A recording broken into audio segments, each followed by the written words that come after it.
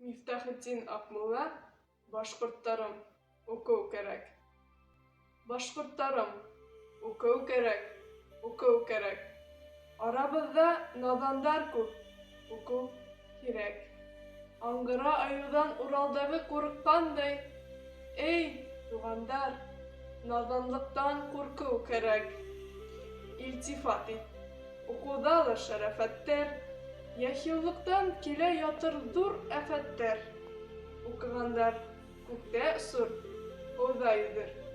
Юктыр унда әүлиялек, кәрамәттәр.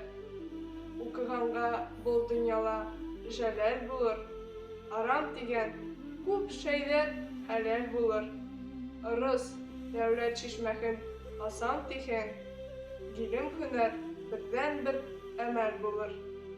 Алтыга берде кушып, ан ун булмай. Сәгатьтә алга борып, төн көн булмай. Белемлек арысландай көсле батыр. Шуга атланмый, һинең төшең һис өн булмай.